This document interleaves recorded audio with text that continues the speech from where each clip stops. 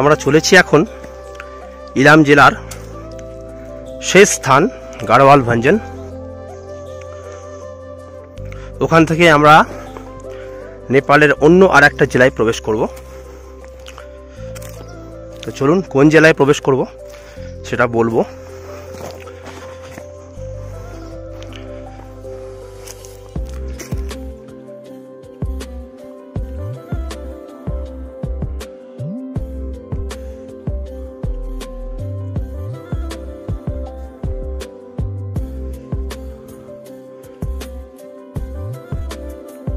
গহন অরণ্যের মধ্যে দিয়ে এগিয়ে চলেছি গাড়োয়াল ভঞ্জনের পথে। আজ আমাদের ডেস্টিনেশন রয়েছে ভুসপাতে। নাইটটি আজকে ওখানেই হবে।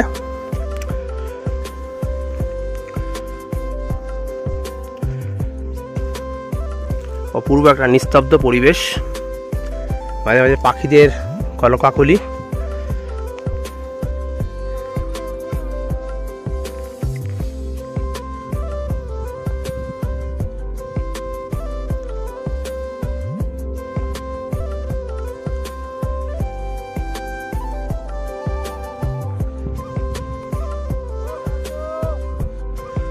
প্রকৃতির অপরূপ সৌন্দর্য দেখতে দেখতে এগিয়ে যাচ্ছি একের পর একটা ধাপ।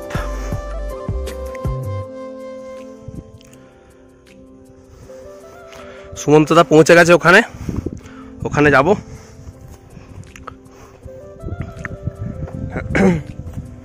তলায় রাজুদা আসছে।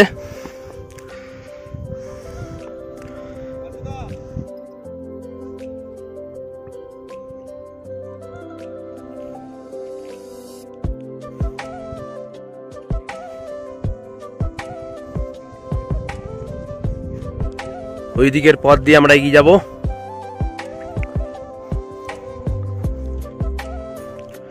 গাড়োয়াল ভঞ্জনের দিকে। উফ, চারদিকটা দেখে চোখ সার্থক।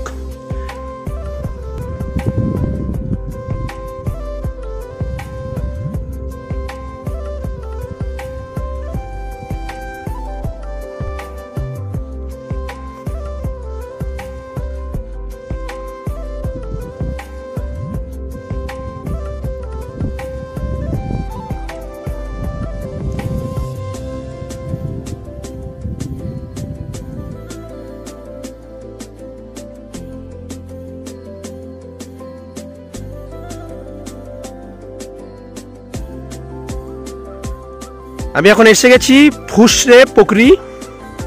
তো এই ফুসরে পুকুরি হচ্ছে এখানকার মানুষদের খুব পবিত্র একটা পুকুরি, মানে পুকুর। তো এই ফুসরে পুকুরির কিছু ইতিহাস সুমন্তদার মুখ থেকে আমরা শুনবো।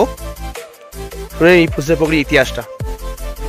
ফুসরে পুকুরি এটা হচ্ছে মাইমাজুয়া থেকে গাড়োয়াল ভঞ্জন পৌঁছানোর ঠিক মাঝপথেই পড়ে ফুসরে পুকুরি। আর এই ফুসরে পুকুরির গুণাগুণ বলতে এই পুকুরিটা প্রাকৃতিকভাবেই সৃষ্টি। আর এখানে সরস্বতী দেবীর পুজোতে, মানে সরস্বতী পুজো আমাদের যেদিন হয় সেদিন সরস্বতী পুজোর দিন এখানে সরস্বতী ঠাকুর বসানো হয় এবং পুজোও হয়। আর এখানে এটা 2500 মিটার অল্টিটিউডে অবস্থিত একটা লেক। হ্যাঁ, খুব সুন্দর দেখতে এবং বিভিন্ন সময় বিভিন্ন রূপ হয় এই লেকের। রডোডেন্ড্রনের সময় এক আলাদা রূপ হয়, শীতকালে যখন বরফে জমে যায় তখন এক আলাদা রূপ হয়, আবার এখনের এক আলাদা রূপ। তো আমরা এই মাঝপথে এটা পেয়ে আজকে খুবই সুন্দর ওয়েদার পেয়ে আমরা সমৃদ্ধ হয়েছি। এখানে আমরা শুভঙ্করদা, রাজুদা আর আমি তিনজন ফুসরে পুকুরি থেকে এখন বেরিয়ে যাবো আমরা গাড়োয়াল ভঞ্জনের দিকে। একদম খুব সুন্দর ট্রেক চলছে আমাদের। পুরো ট্রেকটার বিবরণ দিয়ে থাকবো যতটা সম্ভব পারা যায়। তো চলুন, বাকিটা পরে কথা হবে।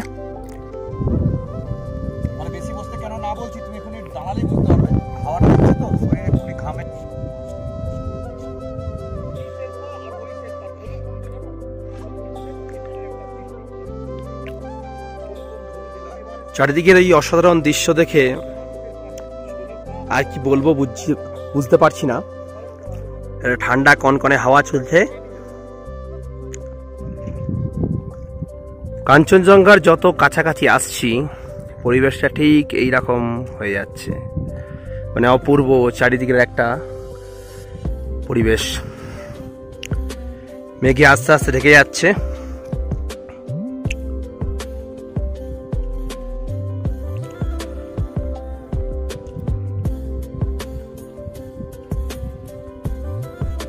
আজকের ওয়েদার কিন্তু যথেষ্ট ভালো, যেহেতু অনেকটা হাই অল্টিটিউডে আমরা চলে এসেছি, তাই একটু মেঘের আনাগোনা চোখে পড়ছে। আমাদের লাঞ্চের সময় হয়ে এসছে, মানে আমরা অলরেডি গাড়োয়াল ভঞ্জনের কাছাকাছি চলে এসেছি, মানে ইলাম জেলা আমরা শেষ করছি। এবার আমরা নেপালের যে জেলায় প্রবেশ করব সেটা হচ্ছে পাঁচথার জেলায় আমরা প্রবেশ করব একটু পরে। নেপালের অনেক অজানা গ্রাম, সেইগুলোকে আমরা জানছি, আপনাদেরকেও জানাবো এই অজানা গ্রামগুলোর গল্প। তো আমরা এখন গাড়োয়াল ভঞ্জন যাব, ওখানে আমরা লাঞ্চ করব, তারপরে আমরা পাঁচথার ডিস্ট্রিক্টে প্রবেশ করব এবং ওখানে আমাদের নাইট স্টে আজকে হবে ভুসপাতেতে। আমরা এসে পৌঁছলাম গাড়োয়াল ভঞ্জন, মানে ইলাম জেলা এখানেই শেষ। এরপরে আমরা যাব পাঁচথার জেলায়। এই গাড়োয়াল ভঞ্জনে আমরা লাঞ্চটা করব। এই যে রাস্তাটা দেখতে পাচ্ছেন, এটা চলে যাচ্ছে সান্দাকফু, আর আমরা যাব এই রুট দিয়ে যাব আমরা চিন্তাফু। মানে আজকে আমাদের নাইট স্টে হবে ভুসপাতেতে, তারপরের দিন আমরা যাব চিন্তাফু। সারাউন্ডিংটা একবার দেখুন,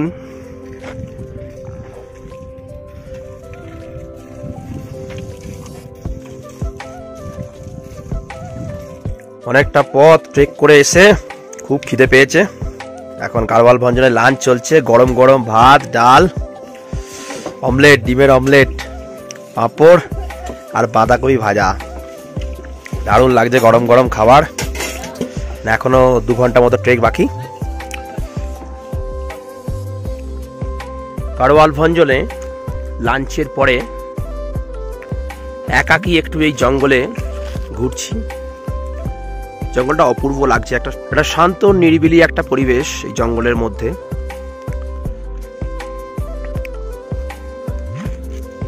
প্রকৃতির কত রূপ,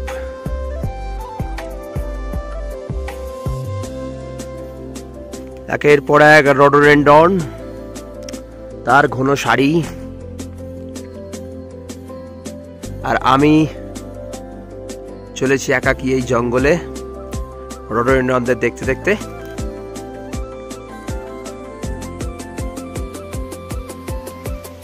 এক অফবিট জায়গা নেপালের এই পাঁচথার, মানে পাঁচথার জেলার ভুসপাতে এখন যাচ্ছি।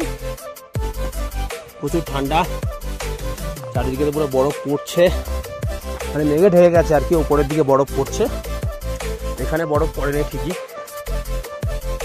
প্রচুর ঠান্ডা। 3টে মানুষ, আমি, সুমন্তদা আর রাজুদা, এগিয়ে যাচ্ছি জঙ্গলের বুক ছিঁড়ে। আমাদের লক্ষ্য চিন্তাফু। অপেক্ষার অবসান, আর কিছু ভাষা নেই মুখে, জাস্ট ভিডিওটা দেখুন।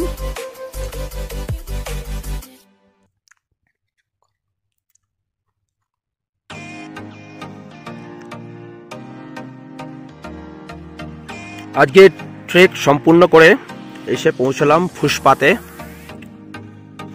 পাঁচথার জেলায় অবস্থিত, নেপালের পাঁচথার জেলায় অবস্থিত এই ভুসপাতে। তো এখানে এসে যে চিত্রটা সামনে দেখতে পাচ্ছি, এক কথায় অতুলনীয়, অপূর্ব, অসাধারণ, আর কি বলবো বুঝতে পারছি না। দূরে দেখা যাচ্ছে কাঞ্চনজঙ্ঘা।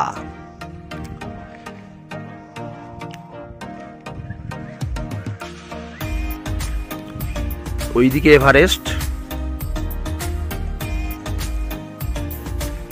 এখন মেঘে আচ্ছন্ন রয়েছে, তাই এভারেস্ট দেখা যাচ্ছে না ঠিক মতো,